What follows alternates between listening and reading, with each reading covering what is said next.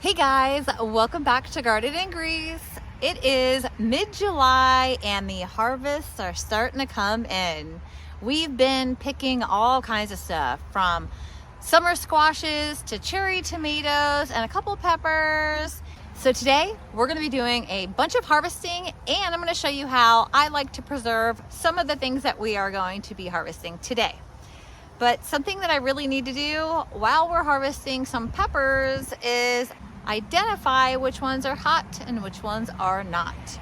So there's been a mix-up at the nursery where I had to purchase some of my pepper plants, and even with my seeds that I had started at home, they're not turning out to be what I thought they were.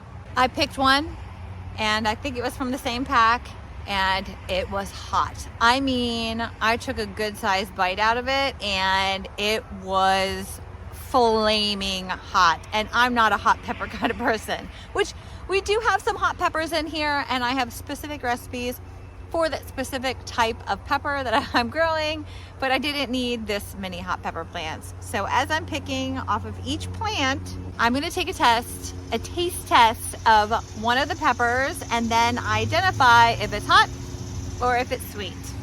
Let's try. Oh yeah, that's sweet. Okay, woo, good. All right, I'm gonna put him in the basket. I'm gonna put a sweet tag on him. I just made these out of old blinds I had cut. One of our subscribers had commented about that. I can't remember which one it was, but thank you. Actually, I think a couple of you have.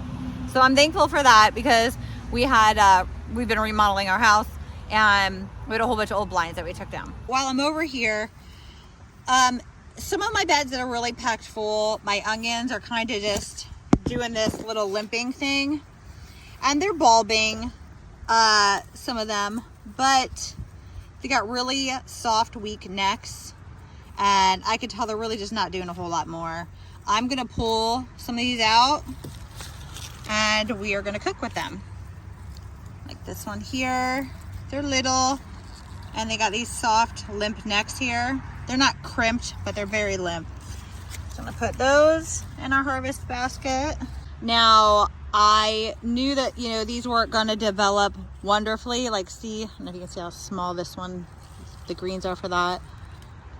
But the idea for me is to use them as a pest deterrent because of the smell. And that's also why I put a lot of basil in. And we're gonna harvest a bunch of this basil here too.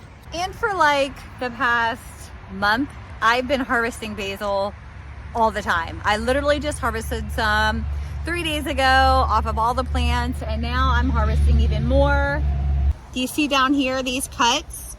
Where I made these cuts on the stem, it shot up new growth on each side. So when I cut, I tend to make a cut above, I would make a cut in here, and there's leaves coming out, it'll shoot out more stems. I've been grateful for the basil, the onions, and the marigolds in here, because we had a lot of beetles come in here, especially the Japanese beetles, and they concentrated on the marigolds, a little bit on the basil, not a whole lot, but they concentrated on the marigolds, but it kept them off of my pepper plants. I did find a couple on there munching a little bit, but they pretty much stayed away from my pepper plants, so that made me happy. And then I put the beetle bag up and then got rid of all of them. Now, we've got some of our large tomatoes starting to ripen up. These will be ready any day. They're looking really good. These are the black creme. Now, all of the tomatoes we've been growing, the large breeds, the black creme is the first to start getting red for us. See all these greens everywhere? All up in here, but that black creme, oh yeah, looking good. Now, these were labeled Sheboygan. These were seeds that I had started. All of my tomatoes are from seed, and these were labeled Sheboygan, and I had said in my last garden video, oh my gosh, I've never grown Sheboygan. They can put on a huge set of blooms. Well, I looked at my packet. Sheboygans are supposed to be like a paste type of tomato. These definitely aren't that. These are some kind of cherry tomato, and tried one the other day and they don't taste all that great, if I'm being honest. Like, they get red and there's a ton on there. Like, all of the flowers are turning into fruit. But they're just a tomato. There's nothing extra special about them. There's not a whole lot of flavor. They're low acid. I'll give it that. That's what the Sheboygan is supposed to look like. And that is a Sheboygan. It still has really nice clusters on it. So, high hopes for those. Okay, y'all. Sun Golds for the win. These are, hands down, the best cherry tomatoes we've ever grown. Everybody loves them. Like, everybody loves them. My husband's not a big tomato person or vegetable person for that matter. But he comes out here looking for them to look just like that and devours them. He used to always just feed the cherry tomatoes to the chickens. Now, they're for him, not the chickens. This is another really weird one. This is supposed to be a chocolate pear, and I only had a couple of those seeds left, so I like the chocolate pears a lot. That is definitely not a chocolate pear. Might have got mixed up with a sweetheart, so kind of looks like it.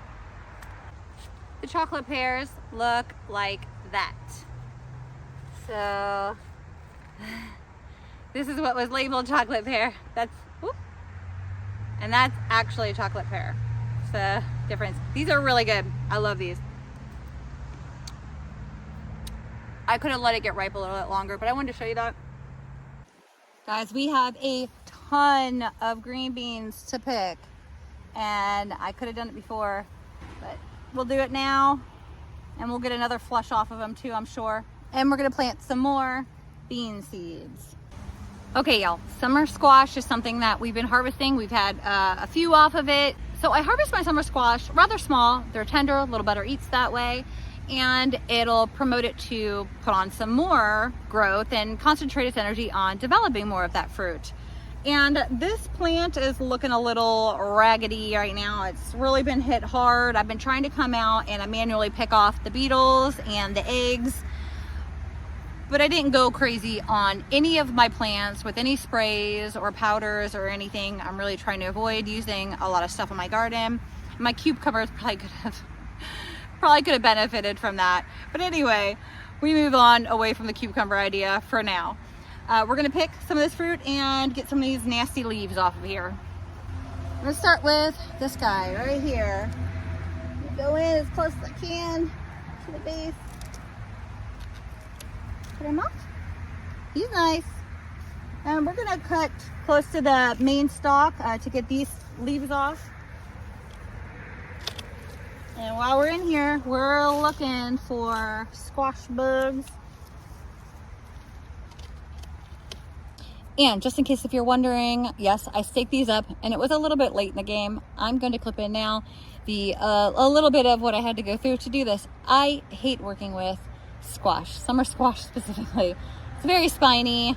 The leaves, the stems, all of it is very annoying and itchy to work with. So I don't like doing it, but it really helps with space management and the health of the plants to stake them and try to train them up at least a little bit. This one got carried away. I did it way too late and it was really bendy and I didn't want to break it. So that one is wild. And it does have some fruit on it that we want to harvest. This one does not have any on it yet that are big enough. Okay. So we got, how beautiful is that? Okay, so this is our harvest from this morning. We have everything from oregano, basil, mint, a bunch of cherry tomatoes down inside there. We have a couple summer squash. We have a couple from the other day as well. We have onions in here and down in here. We have some banana peppers down in there, and we have a bunch of green beans. So we have all of our harvest in the house now, and I put all of the herbs in some cold water to sit. Two purposes. One, it rinses. Two, it stops it from wilting. And it gave me a minute to get things settled so I can prepare how we are going to be preserving this. When I dry my herbs, I like to rinse and then pat them dry a little bit. And with the oregano, I'm doing the stem and all, just throwing it in, just kind of stacking it pretty densely on this tray. With my basil and mint, I did just take the leaves off and just dehydrated the leaves for those two things. Okay, so we have 3 trays of watermelon in here, and then we have oregano, mint, and basil, and I have it at 135 mostly because they're 135 because of the watermelon. That's been in there for a few hours. It's looking good. I already flipped it once. Okay, so now that we have our herbs, most of them, into the dehydrator, I went and I actually picked some more basil, and we still have this basil, and we're going to cut off and wash all of the greens from the onions, and we're going to use these in this next recipe.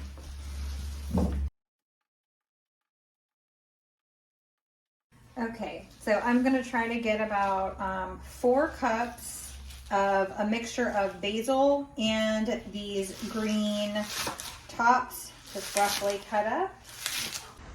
Okay, so I got this recipe off of the Farmer's Table YouTube channel. I'll link that in the description below. But I did a mixture of 4 cups of the basil and the onion greens, about a cup of walnuts instead of pine nuts, 1/4 cup of lemon juice, a pinch of salt, but I should have added more afterwards, a pinch of pepper, pulsed it, kind of ground it so that it was kind of like a little bit thicker than a paste. Little chunky bit paste kind of, and then I added the greens after I had gotten the nut mixture, pulsed down. Added a cup of the Parmesan and olive oil. Now the olive oil is dependent on how liquidy you really want it, if you want it more like a runny sauce or if you want it more like a dip. So I actually could have added a bit more olive oil to this and made it a little bit runnier than what I did. So as for the rest of these onions, I'm honestly going to chop them up into sizes about like that. I ordered a book. How much was the book one? $17, I think, or $15. I could have wrote you a book for $10. Not on this topic. You don't know nothing about it. All right, so we're gonna start chopping these up like this. That's okay. Now, I would put these in the dehydrator, but I have a lot of stuff going into the dehydrator in there now and more to go in. So for the next couple days, my dehydrator is got a full load. And honestly, that pesto turned out so good. I'm going to end up making a lot more of that. So what we're going to do is actually freeze these. And what I prefer to do before I freeze things like this and basil, I don't put them in little ice cube trays like everybody else. I feel like it's just way too much olive oil that way, but I do like to coat them in a little bit of olive oil. So I'm just, and if I don't feel like dirtying up another dish, but I'm just gonna try to kind of coat them a little bit because I'm also, going to be putting olive oil in my pesto anyway. So some olive oil on here isn't bad. Now, if you don't like to use a lot of olive oil, then don't put any on them. No matter what, I feel like when we pull them out of the freezer, they're not going to be the same, obviously. They're going to be a little bit funkier. So now I'm just going to shove them in here. And instead of wasting them and throwing them away, just so we can have the green, just so we can have the bulb, we end up wasting a lot of the greens. Well, if I'm hanging and braiding my onions when they usually get to the big size, yeah, I'm gonna sacrifice my greens. But in a situation like this, where these heads are really small, these bulbs, I'm not gonna hang them, dry them, and braid them. You lose so much of it anyway because the outer skin dries up, a couple layers of it. So you lose a lot of it, and it's really just not worth it with the small ones. So these are gonna go in the freezer, and that's my bag. Their beaks are super sharp too. Yeah, they are. Ooh. Uh-oh. If you move to the left, the other one can get up. Let me turn. Go ahead. Ah, it's my ear. You're mean. Here, you can get up too. Go ahead. Go ahead. Those little claws are okay. Do you want me to get her off? Ow! You bit my back. Stop it. I'm gonna hold you. I'm gonna hold you. And you're gonna like it. Yeah, viewers. This This is a head. rooster or what? Pink face, barely any comb, and then this guy here, same age.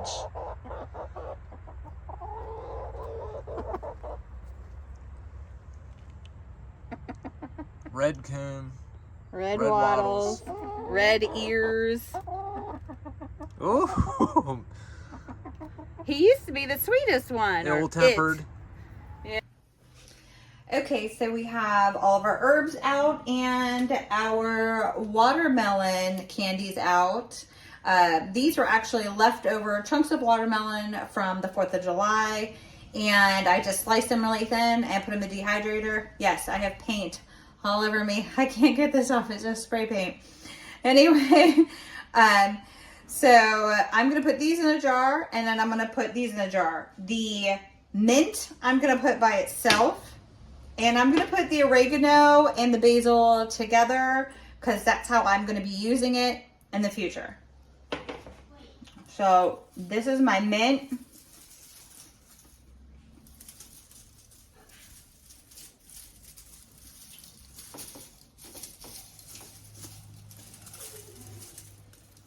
And yes, this is the next morning, and I threw my dirty clothes back on because I had to work on a painting project, and I didn't want to dirty up any more clothes.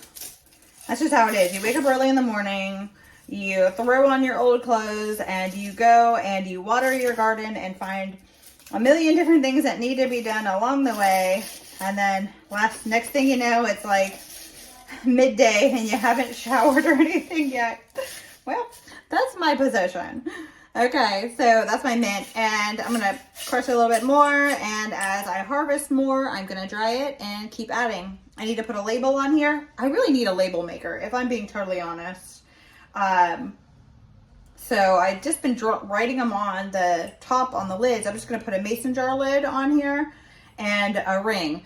I use old lids from canning projects. I use them on top of my dry good lids, and this will get used pretty fast. If I don't, I actually have a vacuum sealer, and I'll vacuum seal it on, and that way I'm not throwing away my canning lids after using them one time. I can reuse them for projects like this, or my ferments and stuff that I keep in the fridge or on the counter that aren't going to be stored for a long time. Okay, and I'm going to label that too. Oh, I wish you could smell through the camera. Oh my God, they smell so good. Okay, and I got to get a jar for those. Okay, I'm ready to go. Now we have these 2 zucchinis that we pulled from the garden in the past few days. I have 2 summer squash, the yellow crookneck. I'm going to use those for dinner. Just saute them up, fry them up with some onions and peppers, and eat those with dinner. But I have another idea with these. We're going to take care of the zucchini now, and then we're going to jump to something else after we get these cooking. But before we do this, I'm going to show you what my husband does while I'm working in the kitchen what he's working on outside to give you an idea of all the things going on in our backyard homestead.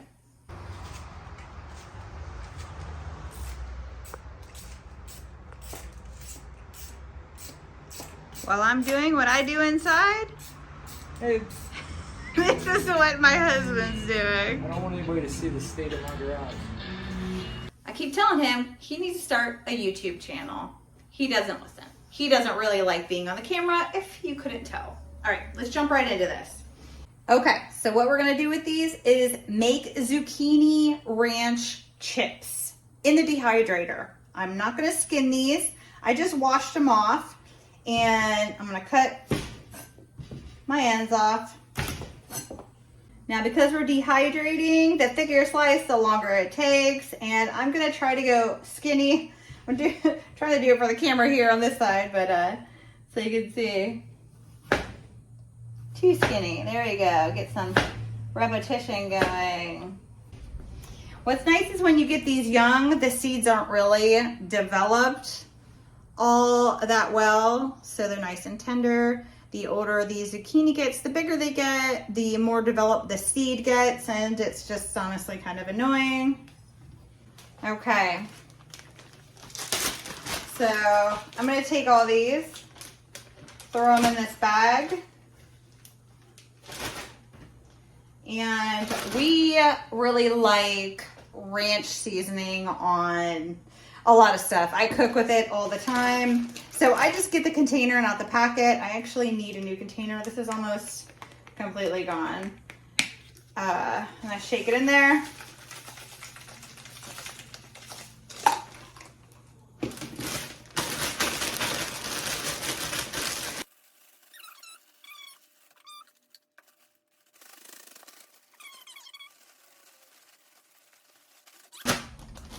Good enough? I'm only doing one at a time. I want to see how much space I have on my racks.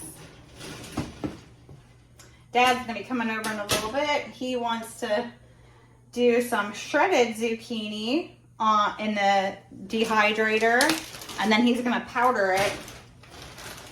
So I wouldn't mind saving a rack or 2 racks for him. So you see how they're kind of coated in that? Oh, they already smell great. Yeah, we'll do both zucchinis this way. I'm gonna go put this in because I don't have a lot of counter space here, and then work on the other racks and do the same thing with that other zucchini, and we'll check back in. All right, time to cut up a bunch of different vegetables we've harvested this week for mixed veggie pickles. Okay. A tip, if you can't get around, and I use water for all of this, if you can't get around to using your green beans or like a lot of your vegetables right away the day you pick them to keep them nice and crisp, put them in cold water in a container, cover them, and put them in the fridge. And that's what I did with these. Now, I don't have enough green beans from this harvest to really do too many cans of green beans, so that's why I'm choosing to do the pickling option. I got the recipe for this from the Ball Complete Book of Home Preserving. There's a lot of really cool recipes. I used the veggies that I had, not necessarily all the vegetables that were in the recipe. I also used a pre-mixed pickling seasoning that I had from an Amish bulk food store, and not the ones in the recipe, but a lot of them were actually the same exact ones.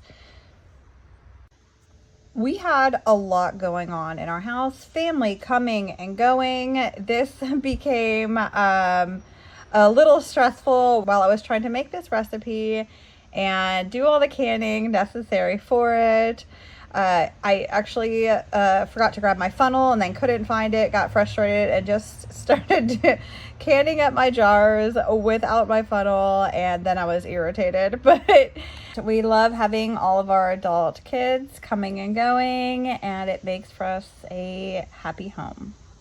So I was able to use up all of the green beans we harvested that day. I had a cauliflower from a couple days beforehand. I put in peppers from our garden and some peppers from my dad's garden. I forgot to throw in some extra zucchini that I had. So that sat in the fridge until dinner time. Now we have been like overloaded with cherry tomatoes already, and we tend to eat them fresh, like right off of the plant. Not a lot actually end up making it to the house, but now they're flowing heavily, and I usually freeze almost all of our extra cherry tomatoes. But this year I want to do more than just freeze because I also want to save up some freezer space.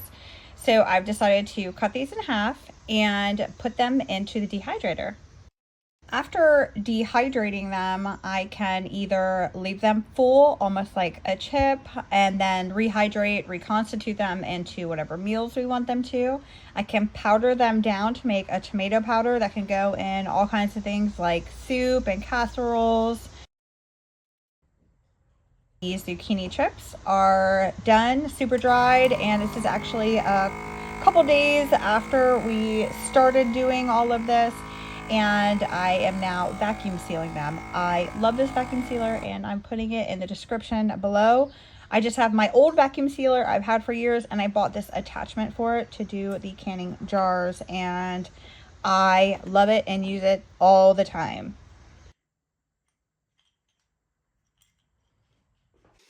All right, guys, that was one day of harvesting from our backyard homestead and a weekend of preserving it. And what we got out of it was 5 jars of mixed pickled vegetables, a jar of extra brine. I have a small jar of the mixed pickled vegetables that went in the refrigerator. It just didn't have enough to put in a whole nother jar to can. We got a little more than a half of a jar of dried mint, a jar of oregano and basil mix dried, a jar of dried watermelon chips. These are like candy. They're super sweet and good. I also had done 2 peaches over the weekend just to see how they would turn out in the dehydrator. Now that I have this new dehydrator, I've been dehydrating everything. I love it, and it just intensifies the flavors and the sweetness in fruits. So I love putting fruits in it. And then we also have a really compact jar of ranch zucchini chips. And we have a container of the basil green top onion pesto, which we have been eating quite a bit of. So this has just been in the refrigerator. None of it has made it to the freezer yet. All right, guys, thank you for watching another episode of Garden Mingeries. We have a whole lot more videos like this coming up because, well, it's harvesting season. The tomatoes are just starting to ripen up. We've got a whole lot of really cool harvesting and recipes coming up for the season. Don't forget to subscribe if you haven't already. Hit the like button and share. All right, guys, have a good one.